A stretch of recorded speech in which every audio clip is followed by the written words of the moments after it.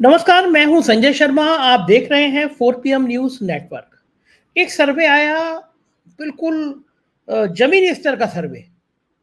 लोगों से पूछा गया कि बेरोज़गारी है, महँगाई है, ये कितने बड़े असर डालेंगे, कितना बड़ा असर डालेंगे?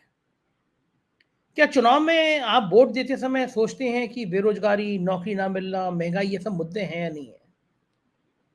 और देश का जनमानस क्या मानता है कि इसके लिए ज़िम्मेदार कौन है? केंद्र की सरकार ज़िम्मेदार है, राज्य की सरकारें ज़िम्मेदार हैं या कोई और ज़िम्मेदार है? ये सारी बातें करूँगा मैं आज प्रोफ़ेसर अभय दुबे जी के साथ। इस सर्वे पर बहुत विस्तार से मैं बातचीत करूँगा उनसे। और इसके अलावा मैं बातचीत करूँगा कि जो समीकरण बिगड़ता जा रहा है, राजस्थान में और हरियाणा में जाट समुदाय सड़क पर है। पश्चिमी उत्तर प्रदेश में, राजस्थान में, गुजरात में ठाकुर नाराज़ हैं। आज कुछ होर्डिंग नजर आए, जो त्यागी समाज के लोगों ने गांव के बाहर होर्डिंग लगा दिया है, हमारी भूल, सबसे बड़ी भूल कमल का फूल। तो होने क्या जा रहा है? क्या कुछ नया गुल खिलने जा रहा है इन चुनाव में? और उत्तर प्रदेश, जहां से सबसे ज्यादा उम्मीदें थी भारतीय जनता पार्टी को, लोग कह रहे थे 70 सीटें, 72 सीटें, 75 सीटें। क्या भारतीय जनता पार्टी की सारी उम्मीदों को उत्तर प्रदेश से धक्का लगने जा रहा है? पूरब से लेकर पश्चिम तक जो बगावत के सुर उठे हैं, उसने बीजेपी का सारा समीकरण बिगाड़ दिया, एकदम तार तार कर दिया है। आज भी समाजवादी पार्टी ने 2 टिकट जारी किए कौशाम्बी में। सबकी निगाह लगी हुई थी राजा भैया पर। भाजपा ने जो प्रत्याशी उतारा है राजा भैया के समर्थक, और राजा भैया उसको समर्थन देने को तैयार नहीं है। और कौशाम्बी सीट पे राजा भैया का समर्थन देने का मतलब चुनाव को बहुत बड़ा प्रभावित करना होता है। तो क्या कोई समीकरण बिगड़ रहा है? क्या वास्तव में बीजेपी थोड़ा हॉट वाटर में आ रही है? और आ रही है तो फिर प्रधानमंत्री करेंगे तो क्या करेंगे? भ्रष्टाचार का मुद्दा गले में अटक गया है और खास तौर से चिंता बढ़ गई है महाराष्ट्र और राजस्थान के रोज बिगड़ते हुए स्वरूप को देखकर, उत्तर प्रदेश के बिगड़ते हुए स्वरूप को देखकर। तो चलते हैं आज अभय द्विवेदी जी के पास। बहुत देश के जाने माने पत्रकार हैं वो। आप रोज उनको एबीपी चैनल पर देखते हैं। बहुत अच्छी किताबें लिखी हैं, बहुत जबरदस्त पकड़ है राजनीतिक सामाजिक मुद्दों पर, और उनका पत्रकारिता का विश्लेषण का पूरा दुनिया लोहा मानती है। उनके पास चलने से पहले रिक्वेस्ट करूंगा, चैनल को ज्वाइन करिएगा, सब्सक्राइब करिएगा। चलते हैं अभय दुबे जी के पास। बहुत बहुत स्वागत है 4 PM न्यूज नेटवर्क में अभय जी आपका। और मैं बात शुरू करना चाहता हूं प्रधानमंत्री के मछली प्रेम से। प्रधानमंत्री को अब यही काम बचा है कि वो चुनाव में ये देखे कि किस नेता ने मछली खा ली। आप पूछिए, देश का चुनाव है, 140 करोड़ के देश के भाग विधाता होंगे, जो भी सरकार चलाएंगे उनके जिंदगी तय करेंगे। देश का प्राइम मिनिस्टर हेल्थ पे, बेरोजगारी पे, किसानों पे, इस पे नहीं बोल रहा है। देश के प्रधानमंत्री को चिंता है कि साहब उसने नवरात्रि में मछली खा ली। मैंने ट्वीट किया, मैंने 2 दिन से लगातार चिकन खा रहा हूँ, क्या मैं हिंदू नहीं रहूंगा? मैंने लिखा है कि कलकत्ता में माँ काली का मंदिर है, वहां रोज भैंसे की बकरी की बलि दी जाती है। माँ कामाख्या का मंदिर है, वहां दिन भर बकरे की बलि चढ़ती है। और बंगाल में तो, बंगाल से ज्यादा नवरात्रि में पूजा कौन करता है? बंगाल में तो पूजा के बाद मछली खाते खाते हैं। लेकिन बड़ा सवाल यह है कि कोई क्या खाए, क्या पिए, क्या पहने? देश के प्रधानमंत्री को ये शोभा देता है चुनाव में वो कहे कि उन नेता ने मटन खाते हुए, मछली खाते हुए फोटो आपको चिढ़ाने के लिए पोस्ट किया है। इतना स्तर गिर जाएगा इस देश का, कभी आपने कल्पना करी थी? दुनिया हंस रही है हम पर। आपका क्या मानना है भाई जी?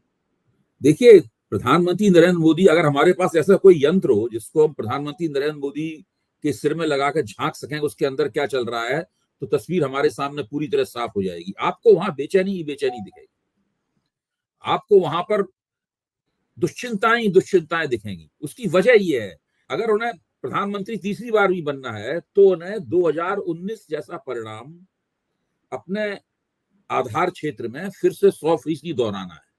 और उनकी समस्या यही है कि वो परिणाम दोहराते हुए वो नहीं देख पा रहे हैं। क्यों नहीं देख पा रहे हैं? क्योंकि महंगाई, बेरोजगारी, ये दो सवाल ऐसे हैं जिनको जब तक वो छुपाएंगे नहीं, जब तक उसके आगे कोई एक आवरण नहीं खड़ा करेंगे, जब तक इस प्रकार की सनातन वाली बात नहीं करेंगे, जब तक वो भ्रष्टाचार वाली बात नहीं करेंगे, जब तक ये सब बात नहीं करेंगे, तब तक वो महंगाई और बेरोजगारी के मुद्दों को नहीं छिपा पाएंगे।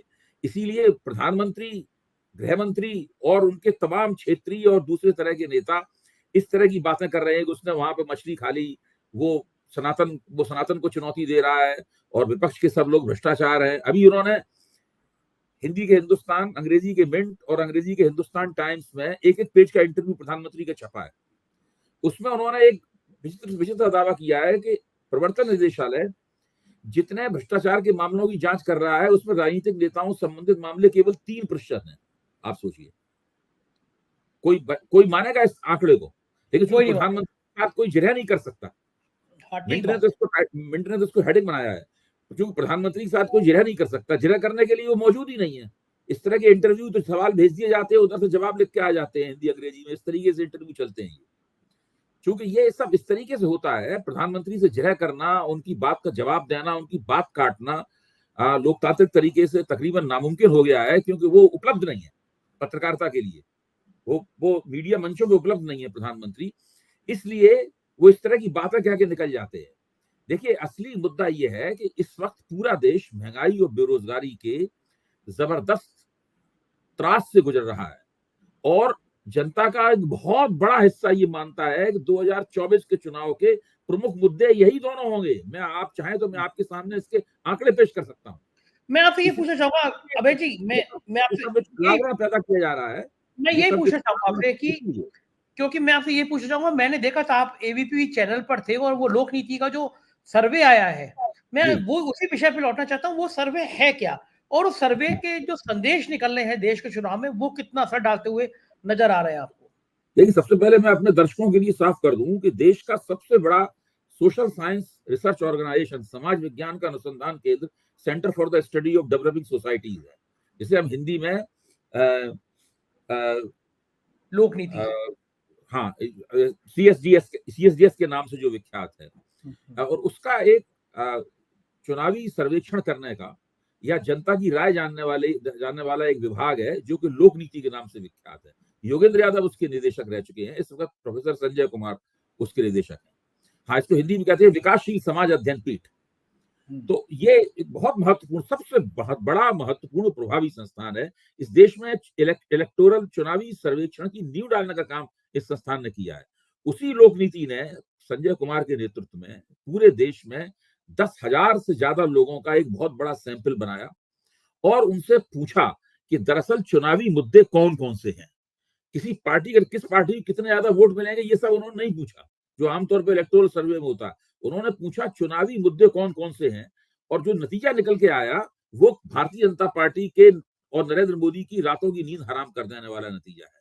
मैं चाहूंगा कि आप जरा आपके जरिए में 4 PM के जो दर्शक हैं उन तक ये आंकड़े पहुंचाऊं।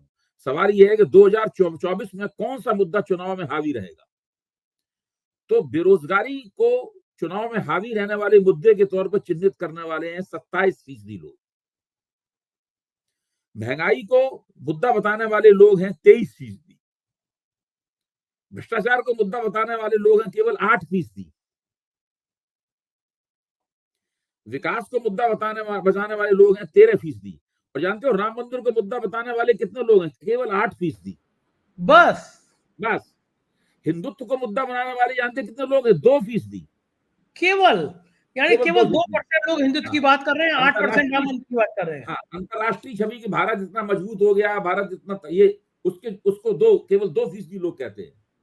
आरक्षण को केवल 2% लोग मुद्दा बताते हैं, और कुछ दूसरे मुद्दों को छोड़े मोड़े 9% लोग कहते हैं, और कोई जवाब न देने वाले 6% लोग हैं। इससे आप अंदाजा लगा लीजिए कि देश की जनता अगर इस 10,000 के सैंपल को अगर हम हांडी के एक चावल की तरह देखें, तो मुख्य मुद्दा 2024 के चुनाव में मतदाता बेरोजगारी को मानते हैं और महंगाई को मानते हैं। प्रधानमंत्री मुद्दा किसको बनाना चाहते हैं? भ्रष्टाचार को। प्रधानमंत्री किसको मुद्दा बनाना चाहते हैं? राम मंदिर को। प्रधानमंत्री किसको मुद्दा बनाना चाहते हैं? हिंदुत्व को, सनातन को। प्रधानमंत्री किसको मुद्दा बनाना चाहते हैं कि भारत की अंतरराष्ट्रीय छवि बहुत ज्यादा बढ़ गई है। आप इससे समझ सकते हैं कि नरेंद्र मोदी की बेचैनियों का सबब क्या है, उनकी बेचैनियों का स्रोत क्या है। अभी तक वो देश की जनता को यही नहीं समझा पाए हैं कि भ्रष्टाचार जो है 2024 का प्रमुख मुद्दा है। सारी दिल्ली में तो बड़े बड़े होर्डिंग लग गए हैं, इसमें प्रधानमंत्री की तस्वीर है। वो कह रहे हैं कि प्रधानमंत्री भ्रष्टाचारियों को पकड़ रहे हैं और वो भ्रष्टाचारियों को बचा रहे हैं। ये स्थिति है। लेकिन अभी कुछ दिन पहले आपको याद होगा सर्वे आया था कि भ्रष्टाचार के मुद्दे पे कितने % लोग मानते हैं कि गलत कर रही है बीजेपी, तो बहुमत उसमें भी यही था कि चुनाव से पहले लोग कह भी रहे थे चुनाव से पहले ये कार्रवाई कर रहे हैं और सारे बेईमान चुन चुन के बीजेपी की वॉशिंग मशीन में आ जा रहे हैं, इधर से डालो बेईमान उधर से ईमानदार आदमी निकलेगा। तो 72% उस सैंपल में 72% लोग ये कह रहे थे कि भारतीय जनता पार्टी जब भ्रष्ट नेताओं को दूसरी पार्टियों से अपने यहाँ लेती है तो या तो उनके मामलों की जांच धीमी कर दी जाती है या जांच बंद कर दी जाती है। तो ये तो बहुत खतरनाक संकेत है। और दूसरा, भारत में इस बार सबसे ज्यादा नौजवानों की भीड़ है, नौजवान वोटर है, सब जने फोकस भी उन पे कर रहे हैं। मैंने पूछा था, मैंने जहाँ रहता हूँ वहाँ पे कई नौजवान बच्चे हैं जो नौकरी भी कर रहे हैं, जो पढ़ाई भी कर रहे हैं। आज मैंने जस्ट अपनी जानकारी के लिए 7-8 नौजवानों से बात करी। मैं कहा प्रधानमंत्री कह रहे हैं कि नवरात्रि में मछली खा के बड़ा गुनाह किया, क्या खाना चाहिए? तो वो आप यकीन मानिए अभय जी, सबके सब बच्चे कह रहे हैं कि क्या बेवकूफी की बात है, हम क्या खाएंगे ये हम तय करेंगे। आज की जनरेशन, नई जनरेशन, नौजवान पीढ़ी को आप ये बताओ कि साहब नवरात्रि में मटन नहीं खाना चाहिए, सुबह सुबह उठ के ये करना चाहिए, वो करना चाहिए, इस दिन ये कपड़े पहनना चाहिए। नौजवान पीढ़ी पढ़ी लिखी है, वो चांद पर पहुंचने की बात कर रही है और आप उसको पुरातन व्यवस्था में ले जा रहे हैं। उसको पता है कि भाई नॉनवेज खाना इतना बड़ा अपराध नहीं है और नवरात्रि में बहुत सारे लोग नॉनवेज खाते हैं, अपराध नहीं है नॉनवेज खाना, लेकिन उनको लगता है कि इस नॉनवेज को भी हिंदू मुसलमान से जोड़ा जा सकता है। तो क्या प्रधानमंत्री जी को समझ नहीं आ रहा कि ये जो नौजवान पीढ़ी है ना, वो इन मटन में चिकन में नहीं उलझने वाली, वो नौकरी के सवाल पे खड़ी है। वो अपने जब भारतीय जनता पार्टी को लगता है कि वो चुनाव में फिसलने वाले हैं, तब वो सांप्रदायिक या धार्मिक किस्म के मुद्दों का सहारा लेना शुरू कर देते हैं। ये एक मैंने पहले भी 4 PM के मंच पे आपसे बातचीत करते हुए कहा है, और वो पहली निशानी होती है कि वो चुनाव हारने जा रहे हैं। अब आप देखिए, भारत में नौकरी मिलना मुश्किल है कि आसान है? तो 62% लोग कह रहे हैं कि भारत में नौकरी मिलना बहुत मुश्किल है। पहले जैसा ही है वैसे 18% लोग कह रहे हैं। आसान है केवल 12% लोग कह रहे हैं। अब कहां के लोग क्या क्या मानते हैं? गांव के 62% लोग मानते हैं कि नौकरी मिलना मुश्किल है। शहर के 59% लोग मानते हैं कि नौकरी मिलना मुश्किल है। महानगर के 65% लोग मानते हैं कि नौकरी मिलना मुश्किल है। महिलाओं में 59% महिलाएं मानती हैं कि नौकरी मिलना मुश्किल है। 65% पुरुष मानते हैं कि नौकरी मिलना मुश्किल है। आप इससे अंदाजा लगा लीजिए कि अब आप जातिवार देखिए, आप ये मतलब ये बेरोजगारी की समस्या ऐसा नहीं है कि समाज में किसी एक समुदाय को प्रभावित कर रही हो, किसी एक जातिगत समूह को प्रभावित कर रही हो, ऐसी बात नहीं है। जब ऊंची जातियों से पूछा गया कि भाई भारत में नौकरी मिलना मुश्किल है या आसान है, तो ऊंची जातियों में कहा 57% लोगों ने कहा कि नौकरी मिलना मुश्किल है, केवल 17% लोगों ने कहा कि नौकरी मिलना आसान है। जब ओबीसी यानी पिछड़ी जातियों में पूछा गया तो 63% लोगों ने कहा कि नौकरी मिलना मुश्किल है। अनुसूचित जातियों में पूछा गया तो फिर से 63% का आंकड़ा आया। आदिवासियों से पूछा गया तो 59% का आंकड़ा आया। मुसलमानों में तो यह आंकड़ा 67% तक चला गया है। तो इससे आप अंदाजा लगा लीजिए कि समाज का ऐसा कोई हिस्सा नहीं है, कोई भी धर्मावलंबी किसी भी कोई जाति का, जिसको आसानी के साथ में रोजगार उपलब्ध हो इस शासनकाल में। ये बात सही है। अगर हम आर्थिक इतिहास पे गौर करें, पिछले 20 साल के आर्थिक इतिहास पे गौर करें, तो हमारी अर्थव्यवस्था की रोजगार देने की क्षमताएं कांग्रेस के जमाने से ही घट रही हैं। लेकिन इतनी बुरी हालत पहले कभी भी नहीं थी, इतनी बुरी हालत आज है। 10 साल से नरेंद्र मोदी हुकूमत कर रहे हैं। अब ये कांग्रेस की सरकार के ऊपर किसी भी वहां उसके दरवाजे पे ठीकरा नहीं फोड़ सकते। इनको ये बताना पड़ेगा कि भाई देश की जनता को रोजगार दे पाने में ये असमर्थ क्यों है। अब स्थिति यह है कि जो कौशल विकास मंत्रालय है, उसमें जितने लोगों का कौशल विकास किया गया है लोगों ने पिछले 5 वर्ष में, उसमें से केवल 18% लोगों को ही नौकरी दे पाई है। बाकी लोगों को नौकरी दे ही नहीं पाए। वो तथाकथित अपने कौशल का विकास करके घर में बेरोजगार बैठे हुए।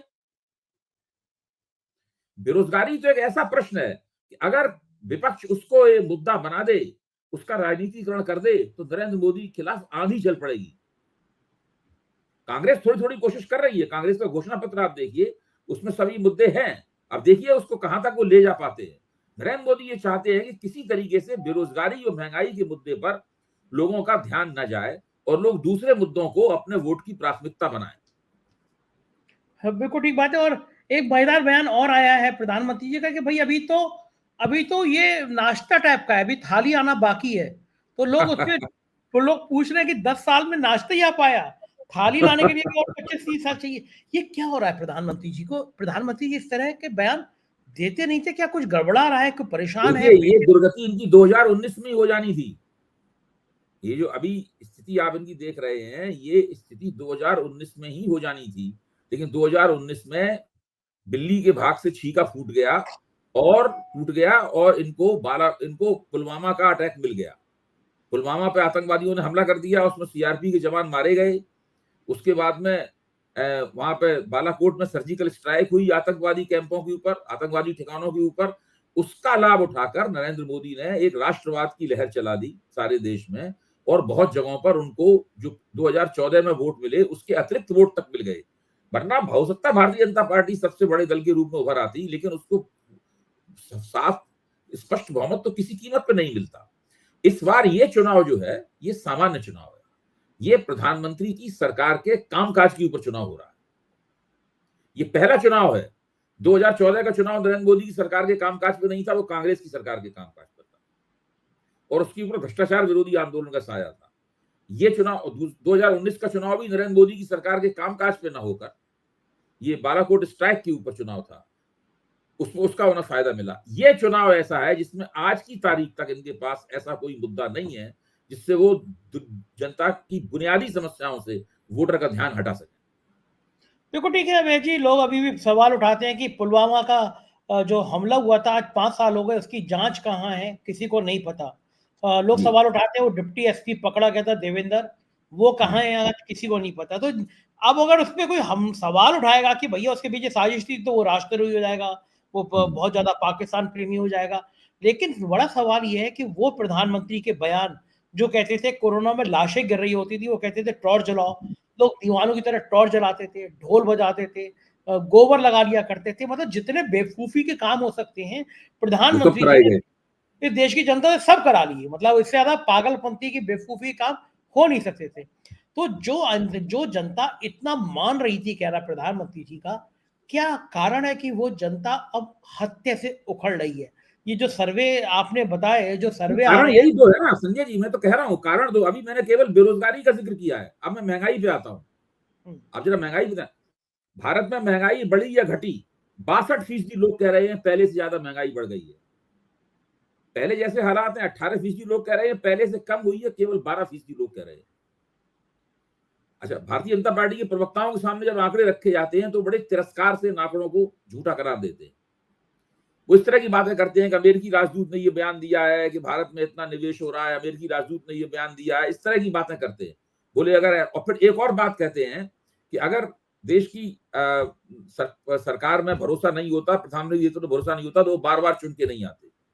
तो इस बार यही परीक्षा है, इस बार यही परीक्षा है कि इस बार वो चुन के इस बार पहली बार नरेंद्र मोदी को अपनी सरकार के कामकाज के ऊपर लोगों से वोट मांगना पड़ रहा है, और वो इसलिए बचना चाहते हैं। कितना उन्होंने मांगा कि महंगाई बढ़ी है? 76% गरीब मानते हैं कि महंगाई बढ़ी है, 66% मध्यवर्गीय लोग मानते हैं कि महंगाई बढ़ी है, 68% उच्च वर्गीय लोग मानते हैं कि महंगाई बढ़ी है, 72% गांव के लोग मानते हैं कि महंगाई बढ़ी है, 69% शहर के लोग मानते हैं कि महंगाई बढ़ी है, 66% महानगर के लोग मानते हैं कि महंगाई बढ़ी है। और सुनिए, देश में महंगाई के लिए जिम्मेदार कौन है? ये बहुत दिलचस्प सवाल है। देश में महंगाई के लिए जिम्मेदार कौन है? केंद्र सरकार 26% लोग मानते हैं केंद्र सरकार जिम्मेदार है, राज्य सरकार को मानते हैं कि 12% जिम्मेदार है, दोनों सरकारें जिम्मेदार है 56% लोग मानते हैं। अब इस देश के ज्यादातर राज्यों में भाजपा की सरकार है, केंद्र में भी भाजपा की सरकार है, डबल इंजन की सरकार इनका नारा है, हर जगह चाहते हैं कि भाजपा की सरकार बने। 56% लोग देश में मानते हैं कि दोनों सरकारें, केंद्र राज्य सरकार और राज्य सरकार, दोनों महंगाई के लिए जिम्मेदार है, और 26% लोग तो केवल केंद्र सरकार को ही जिम्मेदार मानते हैं। एक इस मुद्दे के अलावा आम आदमी पार्टी के नेता आतिशी ने बड़ा सनसनीखेज आरोप लगाया कि एक साजिश की जा रही है दिल्ली में राष्ट्रपति शासन लगाने की। संजय सिंह उत्तर प्रदेश में आज अखिलेश यादव के से साथ मिले आके, दोनों ने साझा प्रेस कॉन्फ्रेंस की। ये जो पूरा घटनाक्रम है, मुझे तो लग रहा है कि अरविंद केजरीवाल को थाली परोस के दे दी मोदी जी ने। जो सहानुभूति बढ़ी है आम आदमी पार्टी की, जो लोकसभा के नतीजे आएंगे वो बताएंगे, और कहीं ऐसा ना हो कि अरविंद केजरीवाल भी एक बड़ा कारण बन जाए मोदी जी को सत्ता से दूर करने का। देखिए, भारतीय जनता पार्टी की स्थिति वो है जो दूध के जले की होती है। दूध का जला छाछ भी फूंक फूंक कर पीता है। भारतीय जनता पार्टी का दूध जो है वो 2013 और 14 में जल गया था। 2013 में जब आम आदमी पार्टी ने कांग्रेस के सहयोग से अल्पमत की सरकार बनाई और वो सरकार थोड़ी दिन चली, उसके बाद सरकार गिर गई।